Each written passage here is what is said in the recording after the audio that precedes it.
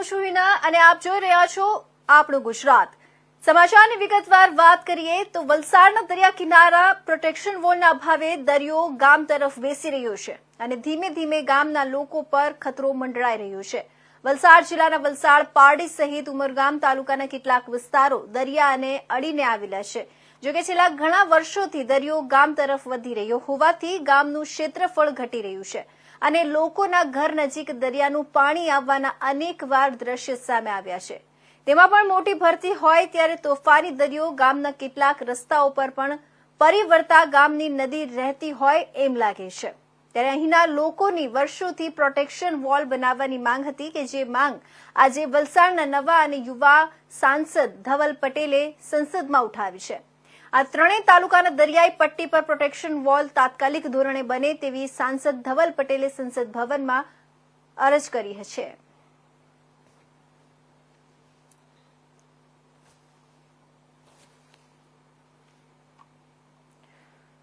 તો દહેજની એલાયન્સ કંપનીમાંથી ડ્રગ્સનું કરોડો રૂપિયાનું રો મટીરીયલ ઝડપાવવાનો મામલો સામે આવ્યો છે। ગુજરાત એટીએસ અને ભરૂચ પોલીસના સ્પેશિયલ ઓપરેશન ગ્રુપ દ્વારા દહેજ જીઆઈડીસીમાં આવેલા એલાયન્સ કંપનીમાં દરોડા પાડવામાં આવ્યા હતા, જેમાંથી એમડી ડ્રગ્સની બનાવટમાં ઉપયોગમાં લેવાતું કરોડો રૂપિયાનું રો મટીરીયલ ઝડપાયું હતું।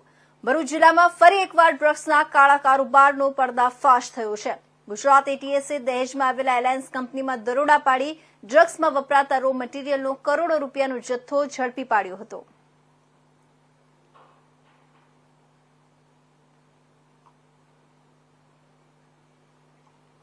વલસાડની ઔરંગા નદીમાં પૂરના પાણી ઓસર્યા બાદ નુકસાનીના દ્રશ્યો બહાર આવી રહ્યા છે। ઔરંગા નદી કિનારે આવેલા હનુમાન ભાગડા ખુર્દ વિસ્તારમાં નદી કિનારેની પ્રોટેક્શન વોલ તૂટી પડી હતી।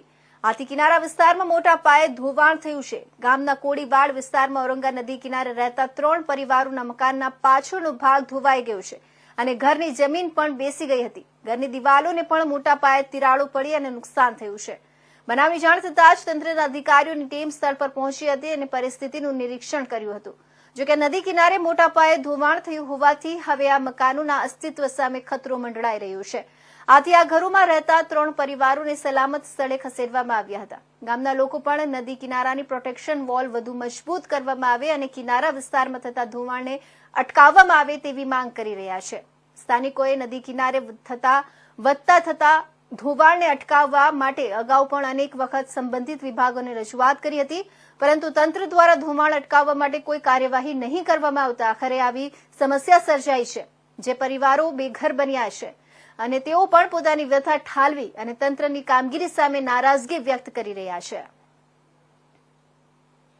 એ દિવસથી નદીમાં ઉપરવાસના ભારે વરસાદને લઈને નદીમાં ઘોડાપૂર આવતું જ હતું અને વારંવાર દમણગંગા ડિપાર્ટમેન્ટને રજૂઆત કરી હતી કે જે નદી કિનારાના જે મકાનો છે એ મકાન તો નદીમાં જો તમે પ્રોટેક્શન વોલ અત્યારે હાલમાં નહીં બનાવો તો નદી તરફ ગરકવા થઈ જશે।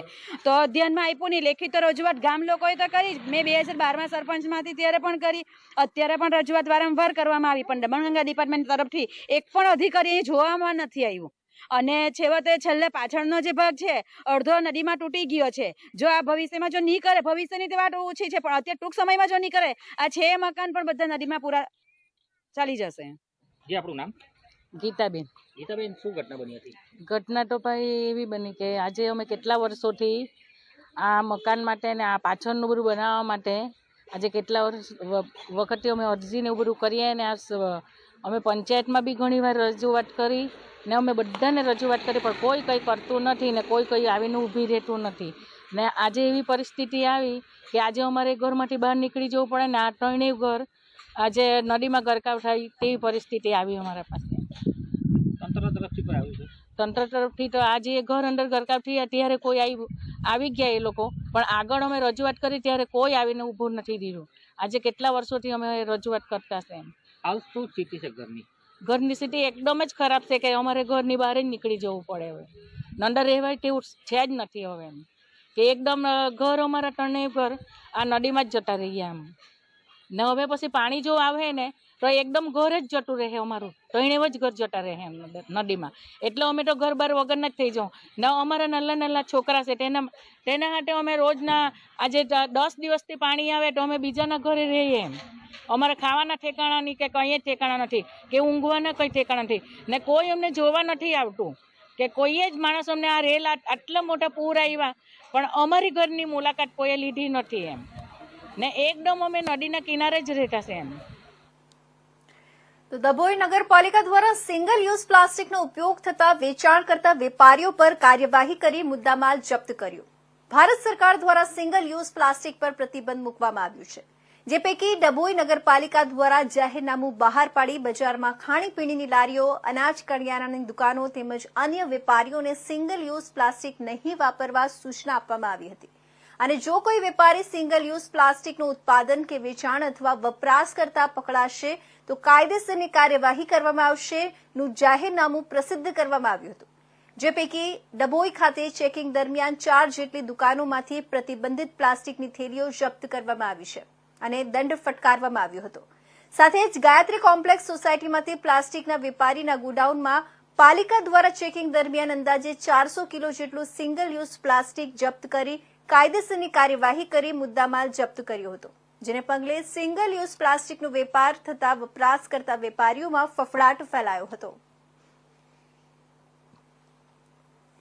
બનાવવા જઈ રહ્યા હોય ત્યારે પ્લાસ્ટિક અને થર્મોકોલમાં બેન વિશેની જાહેરાત સમગ્ર સભામાં કરવામાં આવી હતી ને એના માટે મહિનાની છૂટછાટ દરેક વેપારીઓને આપી હતી, જેના અનુસંધાને આજે મહિનો પતતા આજે 6 તારીખે એટલે કે 6/8/2024 ના રોજ મારા કર્મચારીઓએ કામગીરી ચાલુ કરી હતી, જેમાં ભદ્રલોકમાં કિરણભાઈના દુકાન છે પ્રોવિઝન સ્ટોર, ત્યાંથી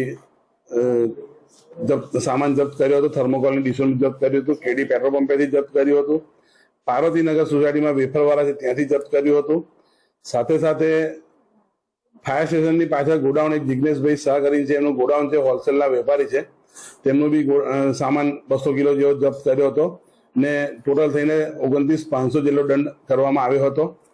આથી દરેક નગરના વેપારી, નાના મોટા વેપારીઓને, લારી ગલ્લાવાળાને જણાવવાનું કે નગરપાલિકા આ કાયદો સ્ટ્રિક્ટ કરી રહી છે, ત્યારે કોઈ નાનો વેપારી દંડાય ના એની તકેદારી રાખશો અને આ સંપૂર્ણ બંધ કરવામાં કોઈ ભલામણનો દોર ના કરતા મહેરબાની કરજો કે ડભોઈને સ્વચ્છ બનાવવું હોય તો આ મારે એની પર કડક પગલાં લેવા પડે જરૂરી છે. તમને મહિનાનો સમય આપ્યો છતાં પણ ના તમે ચાલુ રાખશો તો દંડની જોગવાઈ અવશ્ય કરવી પડશે. હજુ કેટલી જગ્યાએ જોઈ રહ્યું છે કે પ્લાસ્ટિકના ચાના કપ પોતાના કર્મચારીઓ, સ્ટાફના કર્મચારીઓ પીવા માટે દુકાનોમાં મૂકી રાખે છે. હું કર્મચારીને સ્પષ્ટ સૂચના આપી છે કે દુકાનની અંદર જઈને ચેકિંગ કરો ને હોય તેમને દંડ આપો. એટલે મહેરબાની કરી ને એનો વેચાણ કે એનો વપરાશ બંધ કરો, જેથી કરીને ડભોઈ નગર થોડું સ્વચ્છ બને. તો આ તરફ કચ્છના શિકારપુર ગામમાં પોલીસનું કોમ્બિંગ હાથ ધરવામાં આવ્યું હતું. 120 થી પણ વધુ પ્રાણઘાતક હથિયારો પોલીસે જપ્ત કર્યા છે. પૂર્વ કચ્છ પોલીસની ટીમનું સર્ચ અને કોમ્બિંગ દરમિયાન પ્રાણઘાતક હથિયાર મળી આવ્યા છે. પોલીસે 4 આરોપીઓની ધરપકડ પણ કરી લીધી છે. પૂર્વ કચ્છમાં કાયદો અને વ્યવસ્થા જળવાઈ રહે એ માટે આઈજી બોર્ડર રેન્જ અને એસપી ઈસ્ટ કચ્છ કટિબદ્ધ છે.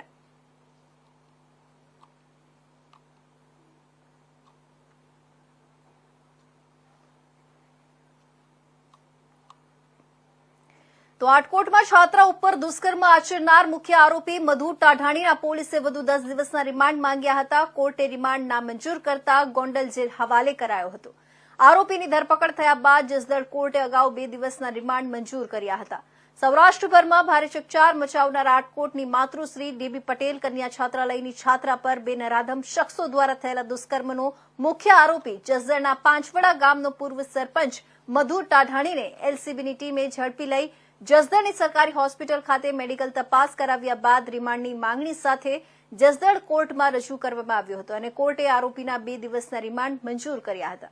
આરોપી મધુ ટાઢાણીના 2 દિવસના રિમાન્ડ પૂરા થતા આટકોટ પોલીસ દ્વારા વધુ 10 દિવસના રિમાન્ડ માંગવામાં આવ્યા હતા, પરંતુ જસદણ કોર્ટે આરોપીના વધુ 10 દિવસના રિમાન્ડ નામંજૂર કરતા આરોપીને ગોંડલ જેલ હવાલે કરવામાં આવ્યા હતા. જોકે આ દુષ્કર્મનો બીજો આરોપી વીરનગર ગામનો પૂર્વ સરપંચ પરેશ રાદડિયા હજુ પણ પોલીસ પકડથી દૂર હોવાથી પોલીસ તંત્રની કામગીરી સામે અનેક સવાલો ઉઠી રહ્યા છે.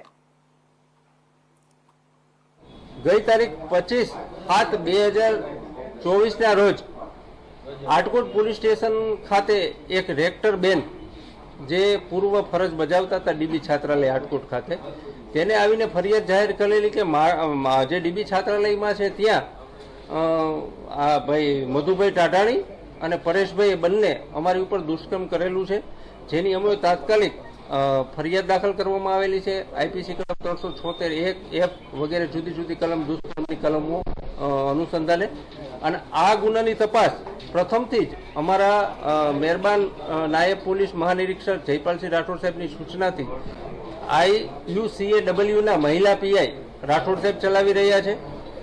અને આ ગુનાના કામે જે નાસ્તા ફરતા આરોપી હતા તેને પકડવા માટે જુદી જુદી ટીમો મોકલેલી હતી અને આ અનુસંધાને LCB પીઆઈ રાજકોટ ગ્રામ્યના ઓડેદરા સાહેબને હકીકત મળેલી, જેઓને અટક કરી ભરૂડી ટોલ નાકેથી તેઓને 2/8/2024ના રોજ અટક કરવામાં આવેલા મધુભાઈને. અને મધુભાઈએ આ ભોગ બનનાર હારે સંબંધ અગાઉ હતા એવું એને કબૂલ કરેલું છે, જે અનુસંધાને એની ધોરણસર અટક કરવામાં આવેલી છે. તેઓના 14 દિવસના રિમાન્ડ માગેલા, જેમાંથી તેઓને દિન 2ના રિમાન્ડ મળેલા, જે અનુસંધાને રિમાન્ડ દરમિયાન અમારા જે મહિલા પીઆઈ છે તેઓએ આ કામે સુરત તથા આજુબાજુ તપાસ કરેલી અને આ કામે વધારે પુરાવા મેળવવા માટે ફર્ધર રિમાન્ડ પણ માગવામાં આવેલા.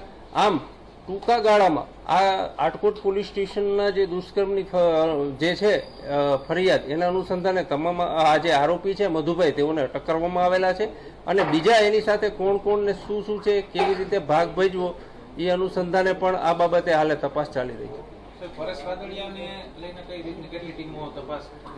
પરેશભાઈને લઈને જુદી જુદી 4 ટીમો 4 થી 5 ટીમો આ કામે લાગેલી છે અને તેઓના ઘરે તથા આશ્રય સ્થાને વગેરેમાં આ બાબતે તપાસ કરવામાં આવે છે. આરોપી મધુ ટાઢાણી પકડાયો એ પહેલા એને એક વિડીયો વાયરલ કરેલો હતો અને પોતાના ઉપર ફસાવવામાં આવી રહ્યા હોય તેવી વાત કરી હતી. તેમને રેપ નથી કર્યો, પરંતુ તેની મરજીથી આ બધું થયું છે. જે છોકરી સાથે જે વાત પણ કરતો હતો એને લઈને કઈ તપાસ કરવામાં આવશે?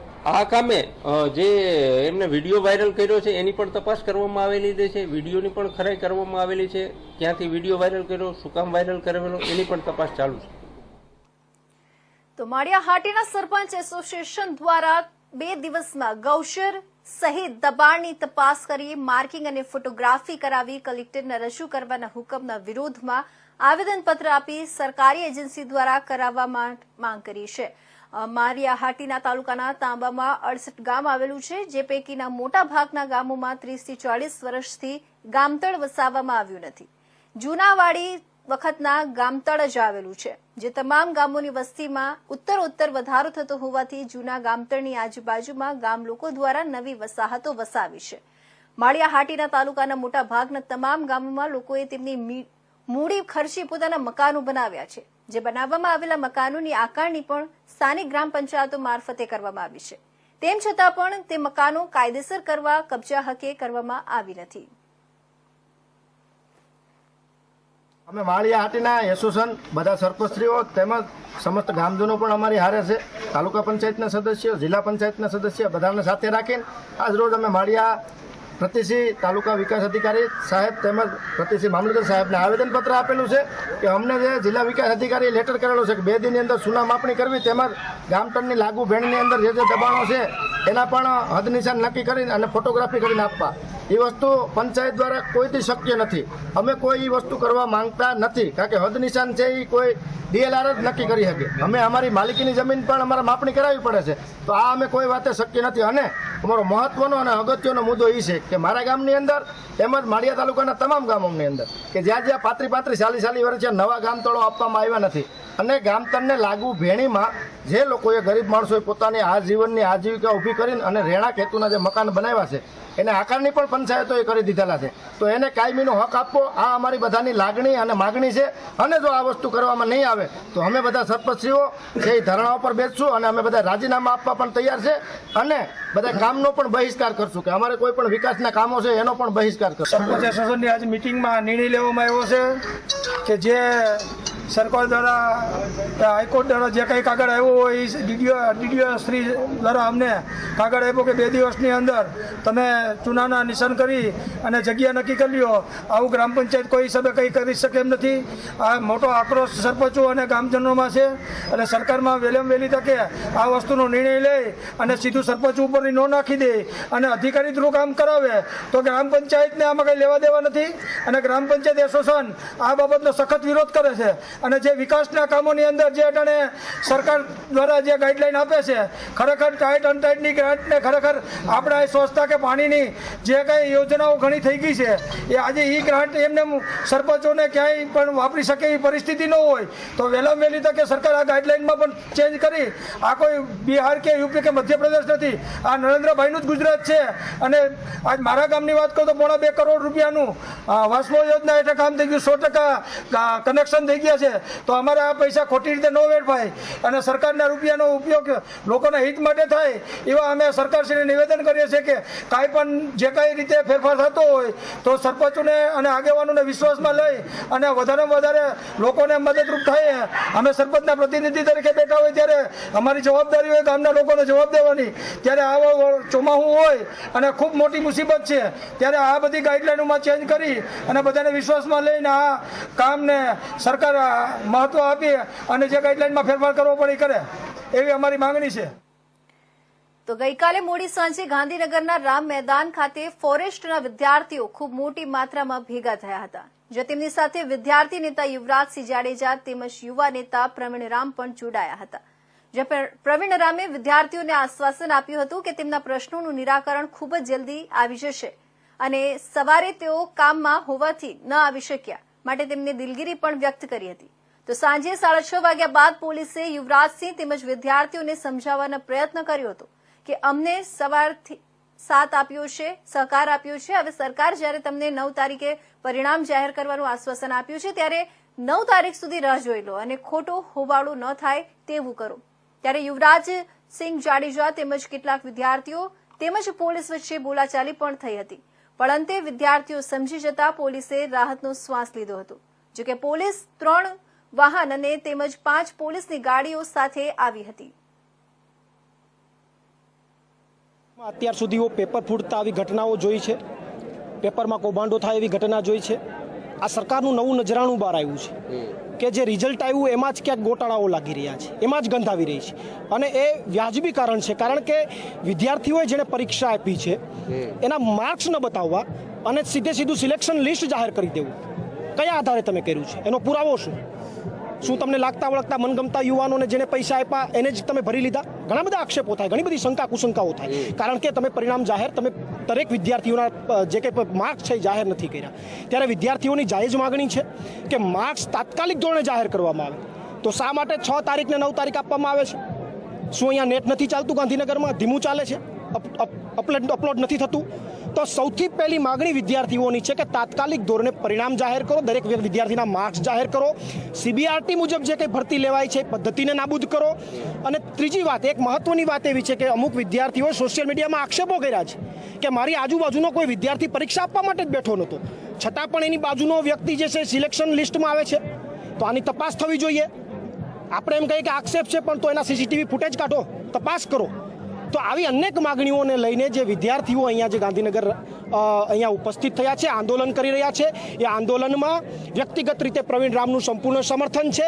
પાર્ટી લેવલથી વિદ્યાર્થીઓને જરૂરિયાત હોય તો પાર્ટી લેવલથી પણ મારું સંપૂર્ણ સમર્થન છે. અને જ્યાં સુધી વિદ્યાર્થીઓ અહીંયા અડક રહેશે, એમને જે જરૂરિયાત છે, એમની જે લડત છે, એમાં જ્યાં સુધી વિદ્યાર્થીઓ કહેશે ત્યાં સુધી ખંભેથી ખંભો મિલાવવા માટે પ્રવીણ રામ તૈયાર છે અને આ સરકાર સામે લડવા માટે તૈયાર છે. આગળ શું પગલાં ભરશો? આગળ જે કંઈ પણ વિદ્યાર્થીઓ સાથે બેસીને જે કંઈ પણ નિર્ણય લેવાશે અથવા જે કંઈ પણ પ્લાનિંગ થશે, ભાઈ યુવરાજસિંહભાઈ જાડેજા પણ નેતૃત્વ કરી રહ્યા છે, ત્યારે બધા જ સાથે મળીને જે કંઈ પણ નિર્ણય લેશે, નિર્ણયની અંદર અમે સાથે. તો આણંદ જિલ્લાના ઉમરેઠ શહેરના વિવિધ વિસ્તારમાં પાણીજન્ય ઝાડા ઉલટીના રોગચાળાએ માથું ઉચકતા સરકારી હોસ્પિટલમાં 83થી વધુ અને ખાનગી હોસ્પિટલમાં 150થી વધુ દર્દીઓ નોંધાયા છે. સરકારી હોસ્પિટલમાં બેડ ખૂટી પડતા દર્દીઓને ગેલેરીમાં બાંકડા ઉપર સુવડાવી સારવાર કરવી પડી હતી. ઉમરેઠ શહેરમાં ઓડ બજાર, દલાલપોળ, ઢાંકપોળ, પીપળિયા, ભાંગોળ, પંચવટી સહિત વિવિધ વિસ્તારમાં પાણીજન્ય રોગચાળો ફાટી નીકળતા લોકોમાં ઝાડા ઉલટીના કેસો વધી જતા શહેરની ખાનગી અને સરકારી હોસ્પિટલો દર્દીઓથી ઉભરાઈ ગઈ છે. શહેરના સામૂહિક આરોગ્ય કેન્દ્ર ખાતે દર્દીઓ વધી જતા દર્દીઓને ગેલેરીમાં બેસવા માટેના બાકડા ઉપર સુવડાવી સારવાર આપવામાં આવી રહી છે. આરોગ્ય વિભાગની જુદી જુદી 25 ટીમો દ્વારા જુદા જુદા વિસ્તારોમાં દવાઓ તેમજ ક્લોરીન ગોળીઓ અને સર્વેની કામગીરી હાથ ધરવામાં આવી છે. જ્યારે શહેરમાં જુદા જુદા વિસ્તારોમાં પીવાના પાણીની પાઇપલાઇનમાં 6 લીકેજ મળી આવતા આરોગ્ય વિભાગ દ્વારા લીકેજનું સમારકામ કરવા પાલિકામાં જાણ કરવામાં આવી છે. કાલથી અમને ઉમરેઠ શહેરમાં ઝાડા ઉલટીના કેસો બનવા પામેલ છે, જેમાં અત્યાર સુધીમાં કુલ 83 કેસો રિપોર્ટ થઈ ગયા છે અને એમાંથી ટોટલ 25 કેસ અત્યારે દાખલ છે. અત્યારે તમામને સારવાર CHC ઉમરેઠ ખાતે આપવામાં આવી રહી છે. એ સિવાય પણ અમારી 25 મેડિકલ ટીમો ઘરે ઘરે ફરીને ક્લોરિનેશન, ક્લોરિન ટેબ્લેટનું વિતરણ, દવા, સારવાર, આરોગ્ય શિક્ષણ અને કોઈ લીકેજીસ હોય લાઈનોમાં તો એનો પણ સર્વે ઘરે ઘરે ફરીને કરે છે. અને અમે કુલ 50 કેસોને ઘરે સારવાર આપી છે અને અત્યારે કુલ 8 લીકેજ શોધ્યા છે. જે 8 લીકેજ અમે નગરપાલિકાને તાત્કાલિક દુરસ્ત કરવા માટે જાણ પણ કરી દીધેલી છે અને હાલ પરિસ્થિતિને અમે કંટ્રોલમાં લેવા અમારી સંપૂર્ણ ટીમ આરોગ્યની કામે લાગી ગઈ છે. દર્દીઓની સ્થિતિ વધારે હોવાથી બેડ પણ તૂટી પડ્યા છે અને દર્દીઓને અન્ય જગ્યાએ સારવાર આપવામાં આવી છે. ના, અત્યારે તો CHC ખાતે તો સંપૂર્ણ જરૂર પડશે. તમારો ઉપરનો ફ્લોર પણ અમારી પાસે છે એટલે ત્યાં બી અમે લઈ જઈ શકીએ છીએ. આ તો OPD બેઝ પર અત્યારે સારવાર આપતા હોય ત્યારે કદાચ થોડીક એ થાય OPD હોય એટલે, બાકી ઇન્ડોર કરવામાં અમને કોઈ તકલીફ. તો છેલ્લા ઘણા સમયથી માંગરોળ શહેરમાં વરસાદ વરસતા શહેરના અનેક વિસ્તારોમાં ખાડા પડતા લોકોને ભારે હાલાકી ભોગવવી પડે છે. અનેક વખત વાહનો સ્લીપ થયાના બનાવો બન્યા છતાં તંત્રના પેટનું પાણી હલતું નથી અને પ્રજા ત્રસ્ત, તંત્ર મસ્ત જેવો ઘાટ છે. હાલ વાત કરીએ તો માંગરોળ શહેરમાં જ્યાં જુઓ ત્યાં પાણીના ખાડાઓ અને મોટા મોટા ખાડાઓમાં રેતી ભરાઈ જતા લોકોની બાઇકો સ્લીપ થવાના બનાવો બન્યા છે અને રાહદારીઓ તેમજ વાહન ચાલકોને ભારે મુશ્કેલીનો સામનો કરવો પડે છે. પરંતુ તંત્ર મૌન છે. માંગરોળ નગરપાલિકા કચેરી તંત્રને લોકોની કોઈ સમસ્યા સંભળાતી ન હોય તે રીતે આંખ આડા કાન જેવી પરિસ્થિતિ સર્જાઈ છે. હાલ માંગરોળ નગરપાલિકા કચેરીમાં લોકોએ અવારનવાર આ બાબતે રજૂઆત કરી પરંતુ રજૂઆતોનો કોઈ પણ ઉકેલ નથી આવ્યો. માંગરોળ મામલતદાર દ્વારા તાત્કાલિક આ રોડ રસ્તાઓ રિપેરિંગ કરવાની સૂચનાઓ આપી છે. માંગરોળ નગરપાલિકા કામગીરીમાં સંપૂર્ણ નિષ્ફળ ગઈ હોવાના આક્ષેપો થઈ રહ્યા છે. શહેરના હાલ તો ખાડા રાજ સર્જાયો છે. આ લોકો રાહદારીઓ મુસીબત ભોગવી રહ્યા છે પરંતુ આ બાબતે ઉકેલ ક્યારે આવશે તે તો જોવાનું રહ્યું.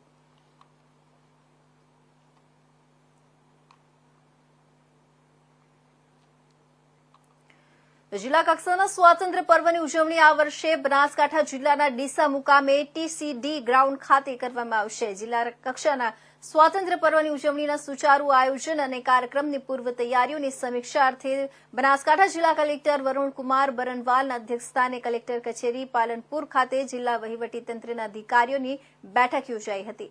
સ્વતંત્રતા દિવસની ઉજવણી અંતર્ગત યોજાયેલી બેઠકમાં જિલ્લા કલેક્ટરે વિવિધ કચેરીઓને લગતી કામગીરી જેવી કે જિલ્લામાં આવનારા મહેમાનો, પોલીસ બંદોબસ્ત, પોલીસ પરેડ, NCC સ્કાઉટ, વૃક્ષારોપણ, વિવિધ સાંસ્કૃતિક કાર્યક્રમ, ઇનામ વિતરણ, બેઠક વ્યવસ્થા વગેરે પર ચર્ચા કરી હતી અને સંલગ્ન તમામ વ્યવસ્થાઓ સુચારુ કરીને ગોઠવાય તે જોવા માટે સંબંધિત અધિકારીઓને સૂચનો કર્યા હતા. આ બેઠકમાં નિવાસી અધિક collector CP Patel, additional collector Devahuti, નાયબ વન સંરક્ષક અભયકુમાર સિંહ, પ્રાંત અધિકારીઓ સહિત જિલ્લાની વિવિધ કચેરીઓના અધિકારીઓ ઉપસ્થિત રહ્યા હતા.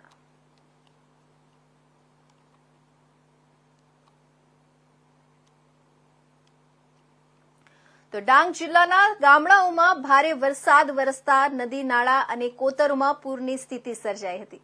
ગામડાઓમાં સતત 2 દિવસથી વરસી રહેલા ભારે વરસાદના પગલે જિલ્લા પંચાયત હસ્તકના 11 જેટલા કોઝવે કમ પુલો ઊંડા પાણીમાં ગરક થયા હતા.